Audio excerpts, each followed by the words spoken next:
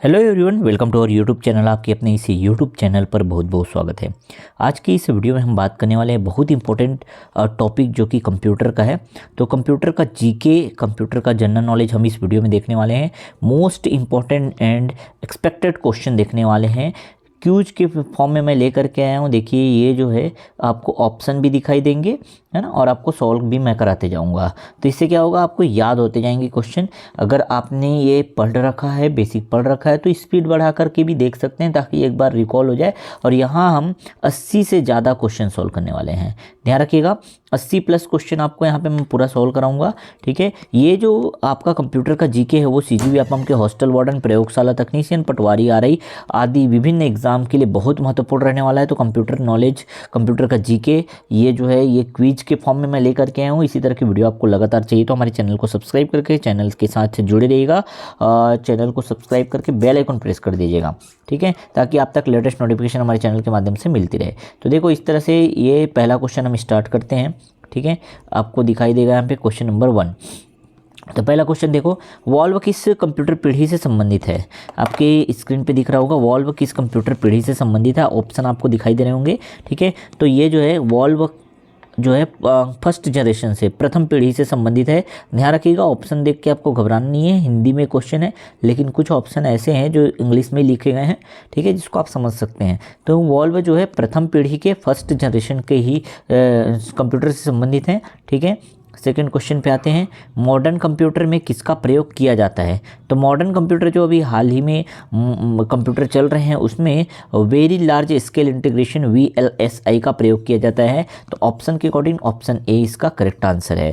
ठीक है, question number 3 में आते हैं, माइक्रो कंप्यूटर कहलाता है। तो माइक्रो कंप्यूटर किसको कहते हैं? जिसमें चिप लगा होता है। भाई सीधी सी बात है, माइक्रो कंप्यूटर वही कहलाता है जिसमें क्या लगा होता है? चिप लगा होता है। तो computer on a chip is correct answer. तो ऑप्शन सी इसका करेक्ट आंसर है क्वेश्चन नंबर 3 का। आगे आते हैं नेक्स्ट क्वेश्चन पे, इंटीग्रेटेड सर्किट जिसका ये इसका शॉर्ट फॉर्म में देखो आईसी का फुल फॉर्म भी पूछता है कभी कभी, तो ध्यान रखिएगा इंटीग्रेटेड सर्किट होता है। ये किससे बना होता है? बहुत ही ज़्यादा इंपॉर्टेंट क्वेश्चन है। ये बहुत सारे एग्जाम में लगातार बार बार रिपीट होने वाले क्वेश्चन है। ठीक है, तो आईसी जो है ये सिलिकॉन से बना होता है। आईसी इंटीग्रेटेड सर्किट जो है किससे बना होता है? सिलिकॉन, जो कि एक अर्ध चालक है। ठीक है, सेमीकंडक्टर मटेरियल है। ठीक, आगे आते हैं नेक्स्ट क्वेश्चन पे। तो बाइनेक BINAC क्या है? तो इसका फुल फॉर्म बस आपको बताना है, कोई दिक्कत नहीं है। बाइनरी ऑटोमेटिक कंप्यूटर इसका फुल फॉर्म है और यही है इसका correct answer, option number C, binary automatic computer. Next question पे आते हैं, एनालॉग कंप्यूटर सबसे पहले किसने पेश किया? ये बहुत अच्छा क्वेश्चन है, कुछ नया क्वेश्चन आपको ये लग रहा होगा। एनालॉग कंप्यूटर सबसे पहले आपको याद रखना है शुभांग ने प्रस्तुत किया था। ठीक है, तो ये किसने पेश किया अगर आता है तो ये इसका करेक्ट आंसर है शुभांग। ठीक है, नेक्स्ट क्वेश्चन पे आते हैं, कंप्यूटर का प्रोसेसिंग स्पीड किसके द्वारा बढ़ाई या घटाई जा सकती है? एकदम बहुत ही ज़बरदस्त क्वेश्चन है ये। ठीक है, तो हॉस्टल वार्डन में ऐसे कुछ हटके क्वेश्चन लगातार पूछे जाते हैं, है ना, जैसा रिकॉर्ड रहा है 50 क्वेश्चन क्योंकि कंप्यूटर के बनते हैं, तो बहुत इंपॉर्टेंट है कि ऐसे कुछ अलग टाइप के क्वेश्चन भी आप जरूर देख करके जाएँ। तो कंप्यूटर की प्रोसेसिंग स्पीड जो है किसके द्वारा बढ़ाई या घटाई जा सकती है? तो इसका करेक्ट आंसर है टर्बो स्विच। टर्बो स्विच के द्वारा कंप्यूटर की स्पीड को बढ़ाई या घटाई जा सकती है। क्लियर हुआ? फर्स्ट लेडी चार्ल्स बेबेज के साथ जिसने काम किया, ठीक है, जिसे फर्स्ट कंप्यूटर प्रोग्रामर के रूप में जाना जाता है, तो इनका नाम बहुत फेमस है।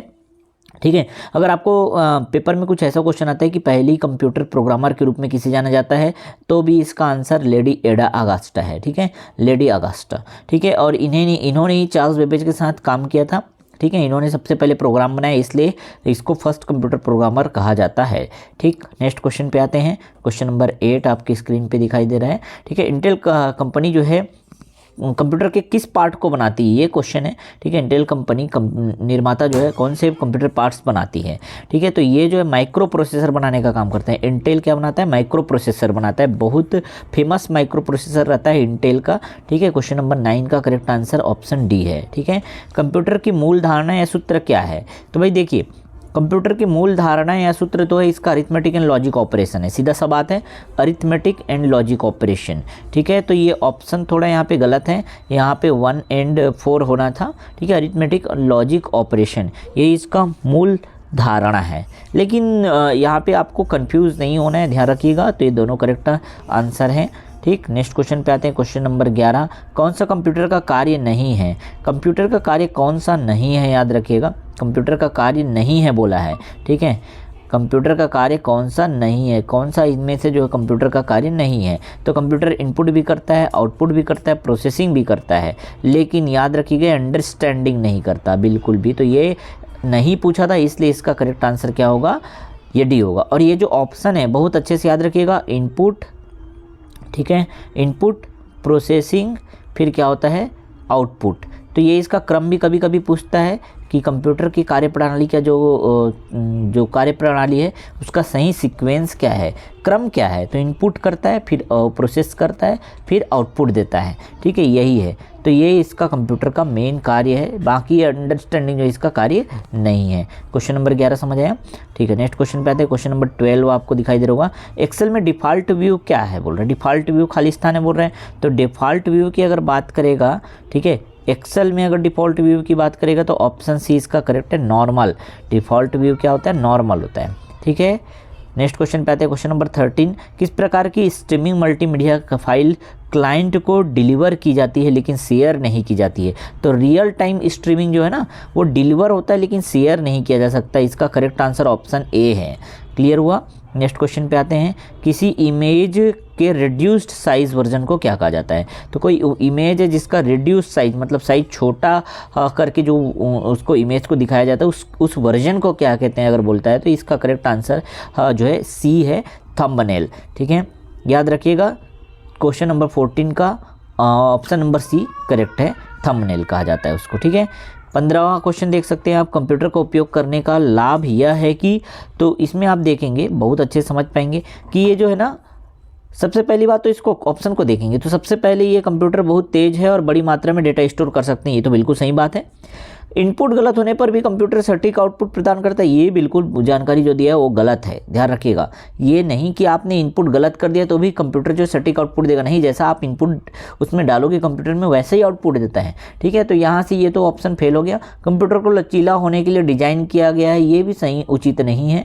ठीक है, तो इसका करेक्ट आंसर ऑप्शन ए है। कंप्यूटर को उपयोग करने का लाभ यहाँ पे इस ऑप्शन के अकॉर्डिंग सिर्फ ऑप्शन ए करेक्ट है। ठीक है, आगे आते हैं क्वेश्चन नंबर 16 में। MS वर्ड डॉक्यूमेंट में किसी स्थान पर निम्न की इसका उपयोग कर हाइपरलिंक, ध्यान रखिएगा ये भी बहुत बार रिपीटेड क्वेश्चन है। हाइपरलिंक कैसे डाला जा सकता है? ठीक है, तो Ctrl+K, याद रखिएगा, बहुत इंपॉर्टेंट, बहुत ही ज़्यादा इंपॉर्टेंट। मैं बार बार आपको इस पर फोकस कर रहा हूँ कि हाइपरलिंक वाला क्वेश्चन आएगा तो Ctrl+K आपको, ये इसका शॉर्टकट जो रहेगा वही आपको करेक्ट आंसर रहेगा। ठीक है, आपके लिए। ठीक, तो क्वेश्चन नंबर 16 समझ आ गया। ठीक, आगे आते हैं 17 पे। MS एक्सेल वर्कशीट में सूत्र फॉर्मूला अगर 15/0 अगर ये लिख देते हैं, ठीक है, 15/0 की गणना करने पर कौन सी त्रुटि दिखाई देगी बोल रहे हैं। ठीक है, तो इस तरह की त्रुटि दिखाई देगी क्योंकि 0 से 15 तो डिवाइड नहीं होगा ना, तो यहाँ पे ध्यान रखिएगा हैशटैग, फिर डिवीज़न, हैशटैग ऐसा दिखाई देगा, फिर डिवीज़न DIV लिखा होगा उसका। ठीक है, और डिवाइड बाई क्या लिखा होगा? 0, ठीक है, फैक्टोरियल। तो ये आपको दिखाई देगा, ये करेक्ट आंसर होगा ऑप्शन बी 17 का। ठीक है, नेक्स्ट क्वेश्चन पे आते हैं 18। कौन सा डिवाइस बैकअप के लिए भी प्रयुक्त होता है?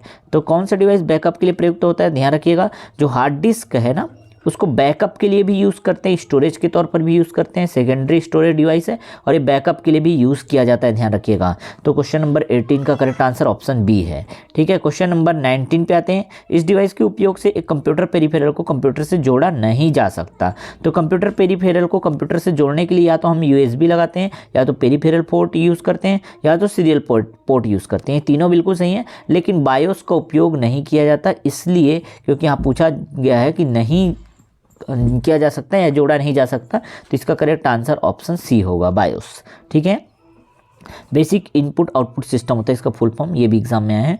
ठीक है, क्वेश्चन नंबर 20 पे आते हैं। ईमेल भेजते समय ये जो लाइन संदेश को प्रदर्शित करता है, तो ये याद रखिएगा, ये बहुत आसान है, डी इसका करेक्ट आंसर है। अगर आप ईमेल भेजते हैं तो ये जो लाइन दिखाता है ना, संदेश को प्रदर्शित करता है, तो ये सब्जेक्ट को प्रदर्शित करता है, ये क्लियर है। ठीक, आगे चलते हैं क्वेश्चन नंबर 21 पे यूआरएल का तात्पर्य क्या है? ये भी बहुत ज़्यादा रिपीटेड क्वेश्चन है। इसका फुल फॉर्म बार बार पूछा जाता है, यूनिफॉर्म रिसोर्स लोकेटर। मैं बार बार बोल रहा हूँ यूनिफॉर्म रिसोर्स लोकेटर, और आप देखोगे चारों ऑप्शन सिमिलर लगते हैं। एकदम अच्छे से इसको याद रखना, uniform resource locator is correct answer. ठीक है, यूआरएल का फुल फॉर्म क्या होता है? Uniform resource locator.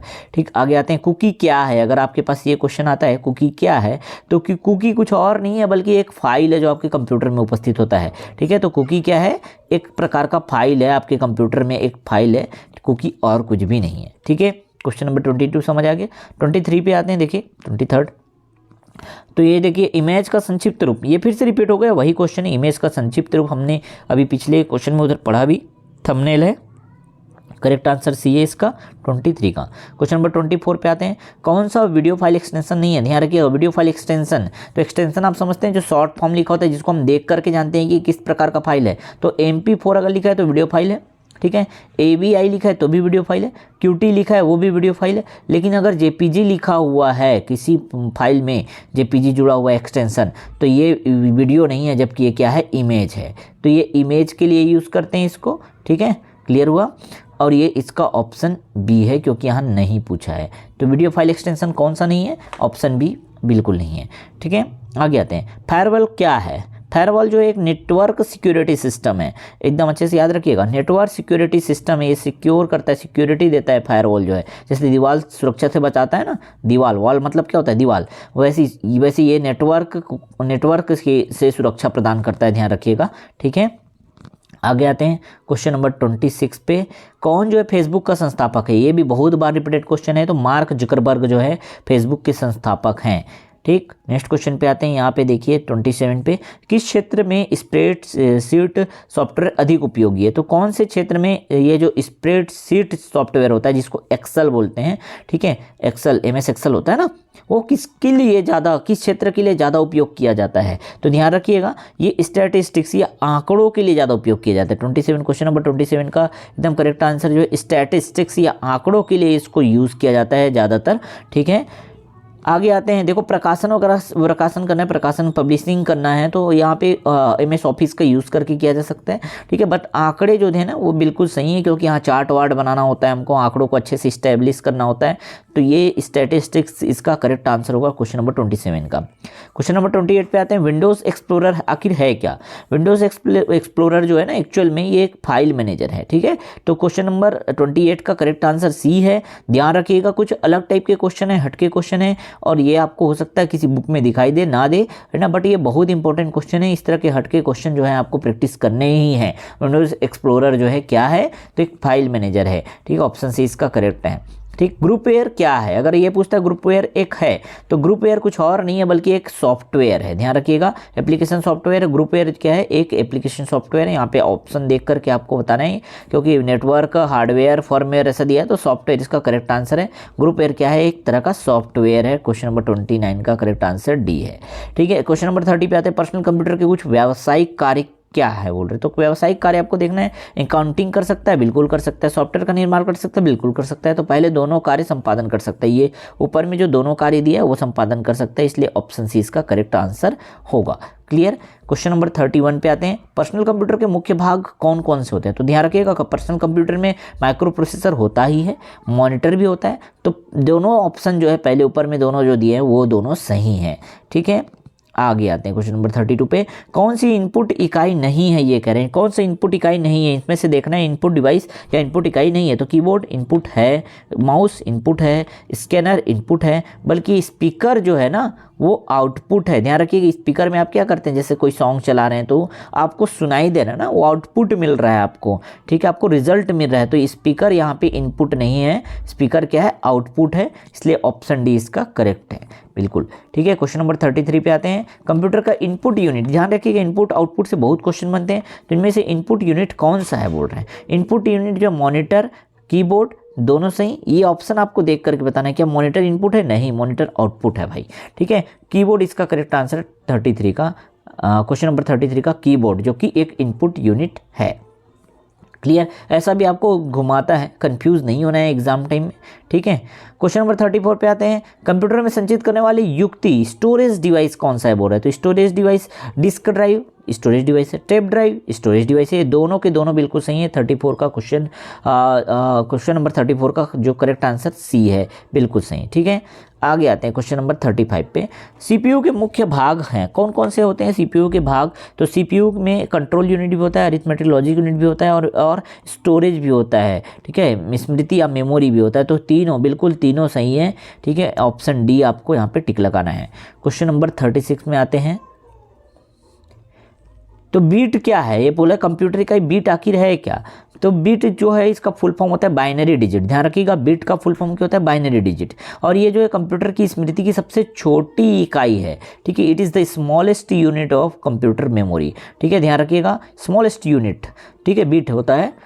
Option A बिल्कुल सही है।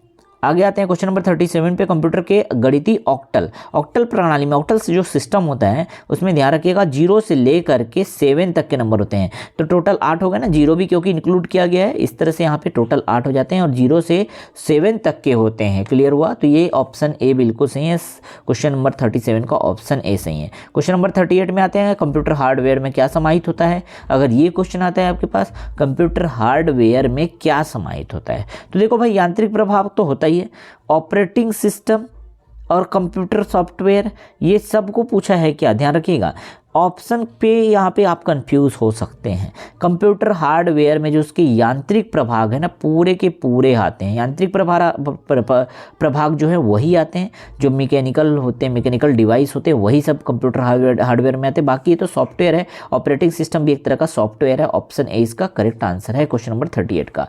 आगे आते हैं क्वेश्चन नंबर 39 पे। स्टैंडर्ड युक्तियाँ, स्टैंडर्ड डिवाइसेस कौन से हैं? यहाँ पे बहुत अच्छा क्वेश्चन है। 39 देखेंगे आप तो स्टैंडर्ड युक्तियाँ जो है ना, आप कीबोर्ड बिल्कुल सही स्टैंडर्ड युक्ति है, स्टैंडर्ड डिवाइस है। हार्ड डिस्क भी स्टैंडर्ड है और मॉनिटर भी स्टैंडर्ड डिवाइस है। तो ऑप्शन डी इसका बिल्कुल सही है, क्योंकि ऑप्शन डी में आपको दिया है उपर्युक्त सभी। ठीक है, क्वेश्चन नंबर 39 समझ आया। क्वेश्चन नंबर 40 पे आते हैं। इनपुट के लिए प्रयुक्त की जाने वाली डिवाइस कौन सी है? अब देखिए, इनपुट डिवाइस जितने भी यहाँ ऑप्शन में दिए सभी के सभी इनपुट डिवाइस हैं। हैंड हेल्ड टर्मिनल, जो HHT होता है, हैंड हेल्ड, जिसको हम हाथ में रख करके ऑपरेट करते हैं, वो भी तो इनपुट है।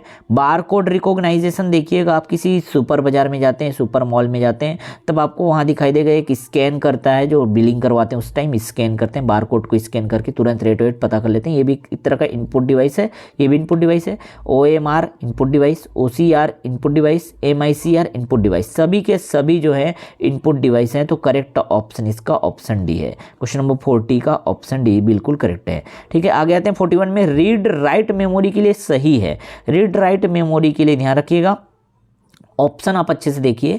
कंप्यूटर रीड राइट मेमोरी के लिए ना, इसे रैम भी कहते हैं, बिल्कुल सही, या बेसिक मेमोरी भी है, बिल्कुल सही। मेमोरी में प्रयोगकर्ता अपने प्रोग्राम को कुछ देर के लिए स्टोर कर सकते हैं, बिल्कुल सही। तो तीनों सही है, मतलब आपको ऑप्शन डी पर टिक लगाना है, क्योंकि ऑप्शन डी कहता है ऑल ऑफ दी अबो, उपर्युक्त तीनों सही। ठीक है, क्वेश्चन नंबर 42 पे आते हैं। देखिए 42 बहुत अच्छा क्वेश्चन है। यहाँ पे स्टैटिक रैम के लिए क्या सही है? स्टैटिक रैम के लिए क्या सही है? तो स्टैटिक रैम के लिए आप देख पाएंगे, स्टैटिक रैम में संचित किए गए आंकड़े स्थिर रहते हैं। ध्यान रखिएगा, क्वेश्चन नंबर 42 का ए बिल्कुल करेक्ट है। ठीक है, स्टैटिक रैम में क्या होते हैं? आंकड़े जो हैं स्थिर रहते हैं। स्टैटिक बोल रहे हैं ना, तो स्थिर रहते हैं। 43, क्वेश्चन नंबर 43 देखिए, कंप्यूटर ऑपरेटिंग सिस्टम क्या है? अगर बोलता है कंप्यूटर ऑपरेटिंग सिस्टम क्या है, तो एक तरह का क्या है ये? कंप्यूटर ऑपरेटिंग सिस्टम जो है एक सिस्टम सॉफ्टवेयर है। ठीक है, क्या है?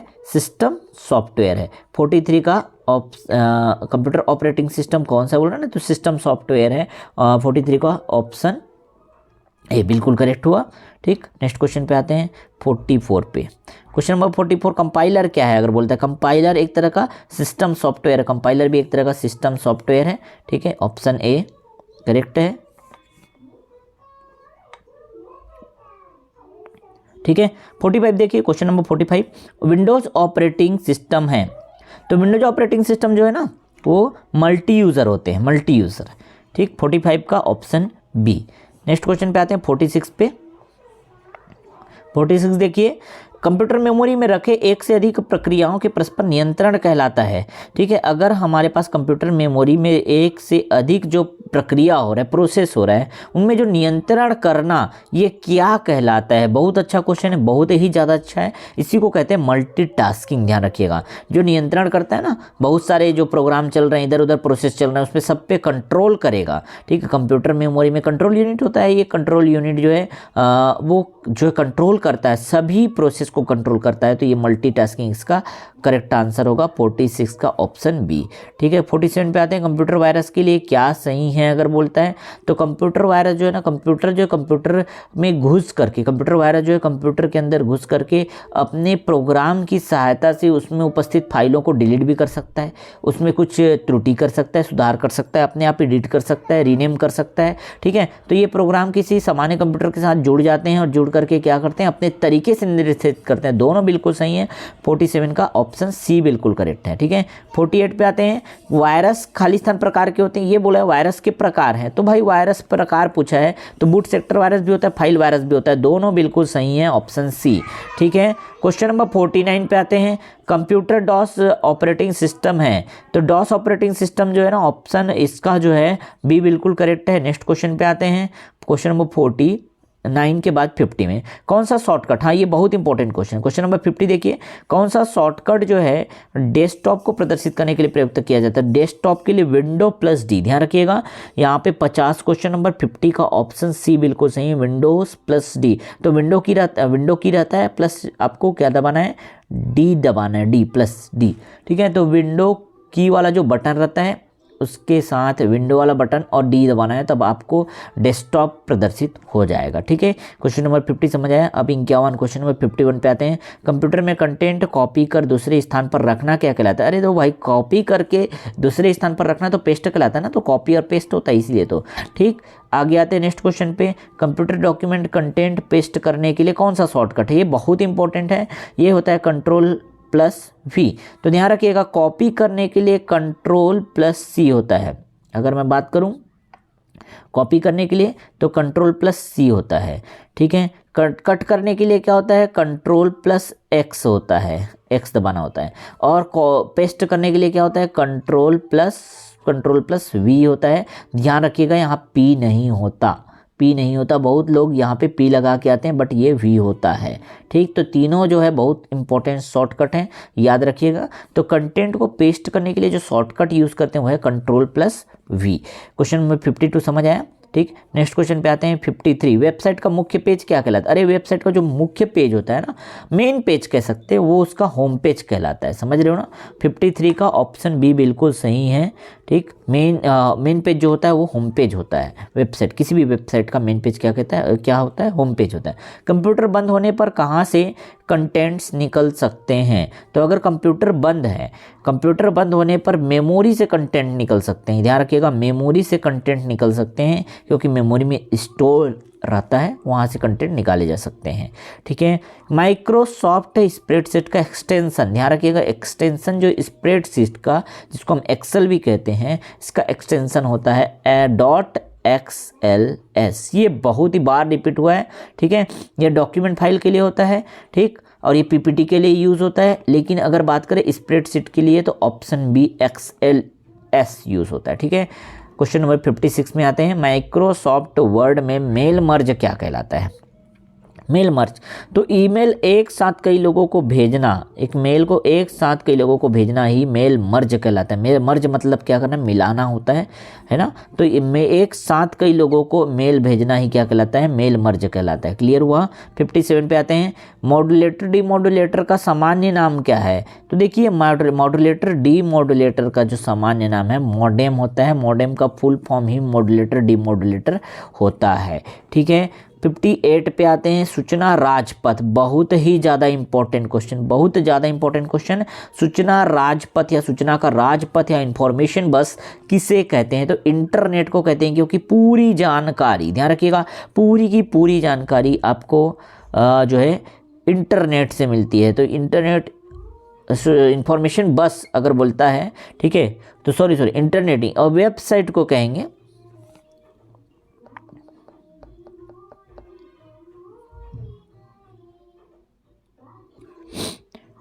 तो इसका करेक्ट आंसर जो है इंटरनेट ही होगा, है ना। सूचना राजपथ या इंफॉर्मेशन बस इंटरनेट को कहते हैं। यदि आप MS वर्ड में ये जो स्पेलिंग लिखा है देखिए RECEIRE के बजाय आप स्पेलिंग मिस्टेक कर देते हैं, REIEVE लिख देते हैं, तो कौन अपने आप बदल देगा, कौन इसे अपने आप बदल देगा? तो ऑटो करेक्ट होता है, ध्यान रखिएगा। MS वर्ड जो एप्लीकेशन यूज़ करते हैं उसमें एक सिस्टम होता है ऑटो करेक्ट का। अगर आप कोई मिस्टेक से कोई स्पेलिंग गलत लिख देते हैं, आपसे गलती हो जाती है तो ऑटो करेक्ट कर देता है। आप ऐसा लिखने के बजाय अगर आप ऐसा टाइप कर देते हैं तो अपने आप वो इसको सुधार के बता देगा, क्योंकि ऐसा कोई इसका मीनिंग नहीं होता है, ठीक है। तो ऑटो करेक्ट होता है। क्लियर हो गया, ठीक। आगे आते हैं क्वेश्चन नंबर 60 पे। MS वर्ड में स्पेलिंग ग्रामर चेकिंग, जो स्पेलिंग और ग्रामर चेकिंग के लिए शॉर्टकट की कौन सा है? तो ये F7 होता है, बहुत ही ज़्यादा इंपॉर्टेंट है। सिर्फ आपको फंक्शन की दबाना है। 12 फंक्शन की होते हैं। फंक्शन की कितने होते हैं याद रखिएगा, 12 ठो फंक्शन की होते हैं कंप्यूटर के कीबोर्ड में, और उसमें से जो 7 नंबर का फंक्शन की है F7, ठीक है, वो क्या करता है? स्पेलिंग और ग्रामर चेक करता है। उसको आप दबा देंगे, स्पेलिंग और ग्रामर चेक कर देगा, ठीक है। ठीक, आगे आते हैं विंडोज़ ME। यहाँ पे ध्यान रखिएगा विंडोज़ ME में ME का फुल फॉर्म क्या है? तो ME जो है ना विंडोज़ मिलेनियम है, इसका जो फुल फॉर्म है मिलेनियम है। ME का फुल फॉर्म क्या है? मिलेनियम, ठीक। नेक्स्ट क्वेश्चन पे आते हैं। कंप्यूटर के सॉफ्टवेयर कोड में हुई त्रुटियां ढूंढने को क्या कहा जाता है? इस प्रोसेस को जहाँ पे एरर या त्रुटि ढूंढा जाता है उसे कहते हैं डीबगिंग। डीबग करना मतलब त्रुटि को निकालना, अलग करना। बग मतलब त्रुटि ही होता है, ध्यान रखना, BUG होता है ना बग, ये त्रुटि होता है। अगर डीबगिंग लिखा है या डीबग लिखा है मतलब त्रुटि को ढूंढ रहा है या ढूंढने की प्रक्रिया है, ठीक है। क्वेश्चन नंबर 63 पे आते हैं। वह हार्डवेयर डिवाइस जो कंप्यूटर डाटा को अर्थपूर्ण इंफॉर्मेशन में परिवर्तित करता है, ठीक है। तो कौन सा हार्डवेयर डिवाइस है जो अर्थपूर्ण इंफॉर्मेशन में परिवर्तित करता है? याद रखिएगा, ठीक है। इसका करेक्ट आंसर होगा जो प्रोसेसर ही क्या करता है? डाटा को एक अर्थपूर्ण इंफॉर्मेशन में बदलता है, ठीक। नेक्स्ट क्वेश्चन पे आते हैं 64। कंप्यूटर प्रोग्रामों को high level language, programming language के रूप में लिख कर मानव द्वारा पढ़े जाने योग्य प्रोग्राम में अनुवाद को क्या कहा जाता है? तो याद रखिएगा 64 का करेक्ट आंसर सोर्स कोड कहा जाता है इसको, ठीक है। सोर्स कोड कहते हैं उसको, जो मानव द्वारा पढ़ने योग्य प्रोग्राम अनुवाद किया जाता है उसको सोर्स कोड कहते हैं। जब उपयोगकर्ता कंप्यूटर से माउस के द्वारा भी सूचना का आदान प्रदान करता है तब इसे ग्राफिकल यूज़र इंटरफेस या GUI कहते हैं। इसका भी फुल फॉर्म बहुत बार आता है, GUI का फुल फॉर्म, तो ग्राफिकल यूज़र इंटरफेस इसका फुल फॉर्म होता है। और यहाँ पे क्वेश्चन के अकॉर्डिंग अगर माउस के द्वारा सूचना का आदान प्रदान करते हैं तो उसको GUI ही कहा जाता है, ठीक है। क्वेश्चन नंबर 66 में आते हैं। फैक्स मशीन क्या है? ये बहुत इंपॉर्टेंट क्वेश्चन है। काफ़ी लोगों ने ये क्वेश्चन को देखा होगा या कई सारे लोगों ने अभी तक ये क्वेश्चन नहीं देखा होगा, ठीक है। इस तरह के भी क्वेश्चन आते हैं कि फैक्स मशीन जो है क्या है? तो एक फैक्स मशीन जो है इनपुट आउटपुट दोनों डिवाइस है, ध्यान रखिएगा। फैक्स मशीन की सहायता से आप एक अपने डॉक्यूमेंट को एक स्थान से दूसरे स्थान पर भेजते हैं। जब आप भेज रहे हैं तब आपने इनपुट का काम किया, और उधर जो प्राप्त करता है अगर वो प्रिंट लेता है उससे तो आउटपुट का काम होता है। इसलिए ये इनपुट और आउटपुट दोनों डिवाइस है फैक्स मशीन। क्लियर हुआ? क्वेश्चन नंबर 67 पे आइए। ध्वनि रिकॉर्ड करने में उपयोग किया जाने वाला जो डिवाइस है इस ध्वनि तरंगों को ऑडियो संकेत में कन्वर्ट करते हैं। ध्यान रखिएगा, तो जो है ध्वनि तरंग को ऑडियो संकेत के रूप में माइक्रोफोन जो है वो कन्वर्ट करता है, ठीक है। नेक्स्ट क्वेश्चन पे आते हैं। क्वेश्चन नंबर 68 पे। यह डिवाइस वर्ड डिवाइस है जो किसी कंप्यूटर पर जानकारी प्रस्तुत करने में सक्षम है, ठीक है। तो जानकारी प्रस्तुत करने में सक्षम, जानकारी दिखा रहा है, ध्यान रखिए, प्रस्तुत कर रहा है जानकारी ना, तो आउटपुट डिवाइस होता है। प्रस्तुत कर रहा है, आपको प्रेजेंट कर रहा है तो आउटपुट होगा, ठीक है। आउटपुट डिवाइस कहते हैं उसको।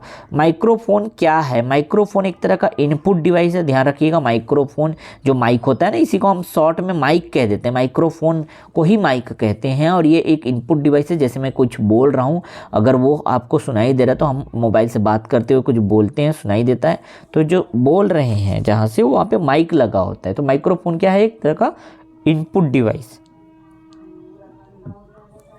बार कोडिंग किसका उदाहरण है? बोला बार कोडिंग। बार कोडिंग किसका उदाहरण है? तो बार कोड भी जो है क्या है? एक तरह का इनपुट डिवाइस है, ध्यान रखिएगा। बार कोड भी एक तरह का क्या है? इनपुट डिवाइस है। आगे आते हैं नेक्स्ट क्वेश्चन पे 71। यह मल्टीटास्किंग का विस्तारित रूप है। एक प्रोग्राम के एक से अधिक ग्रेड एक ही समय में चलाते हैं। बहुत इंपॉर्टेंट क्वेश्चन है, फिर से मैं रिपीट कर रहा हूं, बहुत ही ज़्यादा इंपॉर्टेंट क्वेश्चन है। मल्टीटास्किंग का विस्तारित रूप है और एक से अधिक ग्रेड एक ही समय में चलाते हैं, इसको हम कहते हैं मल्टी थ्रेडिंग। ध्यान रखिएगा, मल्टी थ्रेडिंग कहते हैं। मल्टी प्रोग्रामिंग और मल्टी प्रोसेसिंग दोनों दिए, आपको कंफ्यूज होने का जरूरत नहीं है। मल्टी थ्रेडिंग इसमें बिल्कुल करेक्ट आंसर है। ठीक है, यह दृश्यों को डिजिटल रूप में कन्वर्ट करने में सक्षम एक डिवाइस है। तो कौन सा ऐसा डिवाइस है जो डिजिटल रूप में कन्वर्ट करता है? तो उसको कहते हैं हम लोग वेब कैमरा। कैमरा क्या कर देता है, किसी दृश्य को या पिक्चर को क्या करता है, डिजिटल रूप में कन्वर्ट कर देता है। क्लियर है, वेब कैमरा। क्वेश्चन नंबर 73 में आते हैं, लाइन प्रिंटर किसका उदाहरण है? भाई प्रिंटर की जब भी बात होगी एक तरह का आउटपुट डिवाइस है। ठीक, आगे और आते हैं 74 पे, स्कैनर और डिजिटल कैमरा किसका उदाहरण है? तो स्कैनर और डिजिटल कैमरा दोनों के दोनों इनपुट डिवाइस हैं, ध्यान रखिएगा। ठीक है, आगे आते हैं 75 में, चेन प्रिंटर। फिर से बात आया चेन प्रिंटर का, यहाँ की कोई भी प्रिंटर का प्रकार दे, एक तरह का आउटपुट डिवाइस ही है ये। ठीक है, 76 पे आते हैं, क्वेश्चन नंबर 76 में, कंप्यूटर माउस मूल रूप से प्रयोग किया जाता है। ठीक है, GUI में, ग्राफिकल यूजर इंटरफेस में कंप्यूटर माउस जो है मूल रूप से प्रयोग किया जाता है। ठीक है, ऑपरेटिंग सिस्टम कौन सा नहीं है इसमें से? क्वेश्चन नंबर 77 देखिए, ऑपरेटिंग सिस्टम इनमें से कौन सा नहीं है बोल रहा है? तो लाइनेक्स, यूनिक्स। ठीक है, स्पेलिंग यहाँ पे देख लीजिएगा ना, बाकी ये दोनों तो हैं ही। ठीक, XP भी है, तीनों के तीनों क्या है, ऑपरेटिंग सिस्टम है। लेकिन ये जो ऑफिस है ना, एक तरह का एक एप्लीकेशन सॉफ्टवेयर है। MS ऑफिस जो होता है, जानते हैं, माइक्रोसॉफ्ट ऑफिस। तो ऑप्शन डी इसका करेक्ट है, ध्यान रखिएगा। ठीक, नहीं है पूछा है इसलिए, बाकी तीनों तो है, ऑप्शन डी जो है वो नहीं है ऑपरेटिंग सिस्टम। ठीक है, विंडो एक उदाहरण है। विंडो किसका उदाहरण है अगर बोलता है? तो विंडो जो है ग्राफिकल यूजर इंटरफेस का उदाहरण है, ऑप्शन ए। ठीक है, आगे देखिए, चीफ डिस्क क्या है? अगर बोलते हैं चीफ डिस्क आखिर है क्या? तो एक तरह का माध्यमिक स्मृति है, ध्यान रखिएगा। ठीक है, माध्यमिक स्मृति को ही कहते हैं चीफ डिस्क, या चीफ डिस्क को ही माध्यमिक स्मृति कहते हैं। ठीक है, प्राइमरी होता है और सेकेंडरी होता है ना, तो ये माध्यमिक स्मृति होता है। ठीक, आगे चलते हैं क्वेश्चन नंबर 80 पे, इनमें से कौन सी भंडार करती है अधिक डाटा का? तो कौन सबसे ज़्यादा डाटा का भंडार करती है इसमें से अगर बोलता है क्वेश्चन नंबर 80 में? तो ऑप्शन देकर के आपको बताना, HVD जो होता है ना, सबसे ज़्यादा डाटा स्टोर करता है। ऑप्शन देख लीजिए, इनमें से अगर बोला जाता है तो इसके अकॉर्डिंग HVD सबसे ज़्यादा डाटा जो है स्टोर करता है, डेटा स्टोर करता है। नेक्स्ट आते हैं, सबसे धीमी स्मृति किसकी होती है? तो माध्यमिक स्मृति की ही सबसे धीमी स्मृति होती है। ठीक है, आगे और देखते हैं, पहला वाणिज्यिक टाइप कंप्यूटर के रूप में उपलब्ध कंप्यूटर कौन सा है? तो यूनिवैक है। ठीक, आगे आते हैं, निर्वात ट्यूब किससे संबंधित है? अगर आपके पास क्वेश्चन आता है तो निर्वात ट्यूब जो है वो फर्स्ट जनरेशन या प्रथम पीढ़ी से संबंधित है। ये बार बार क्वेश्चन आता है। ठीक है, आगे आते हैं, कीबोर्ड का प्रयोग हुआ था। कीबोर्ड का प्रयोग कब हुआ था, कौन सी पीढ़ी में? बहुत इंपॉर्टेंट क्वेश्चन ही बन जाता है, ध्यान रखिएगा। कीबोर्ड का प्रयोग जो है सीधे तृतीय पीढ़ी में हुआ था, थर्ड जनरेशन में हुआ था। इससे पहले कीबोर्ड का प्रयोग नहीं किया जाता था। तो सभी प्यारे अभ्यर्थियों, कैसा लगा ये सभी इतना जो 80+ क्वेश्चन हमने आज किया? ठीक है, ज़रूर बताइएगा। अगर ये आपके लिए ज़रा भी हेल्पफुल होता है तो वीडियो को लाइक कर दीजिएगा। काफ़ी मेहनत से हम ये जो है क्वेश्चन बनाते हैं, क्वेश्चन आपके सामने लेकर के आते हैं, वीडियो क्रिएट करते हैं, और जो है आपके लिए ये सब चीज़ें हम करते हैं। तो आपको अच्छे कंटेंट लगातार चाहिए तो बिल्कुल जुड़े रहिएगा चैनल के साथ, और आगे एग्ज़ाम की बेहतरीन तैयारी भी हम आपको इसी माध्यम से कराते रहेंगे। ठीक है, बाकी आपको क्या करना है, चैनल को सब्सक्राइब कर लेना है। अभी तक चैनल को सब्सक्राइब नहीं किया तो सब्सक्राइब करें और बेल आइकन को प्रेस कर दें ताकि आप तक नोटिफिकेशन पहुँचते रहे। ठीक है, अब हम मिलते हैं नेक्स्ट वीडियो में, जहां हम आगे इसी तरह की सीरीज़ लाते जाएंगे और आपके लिए बहुत हेल्पफुल वीडियो प्रोवाइड करेंगे। ओके।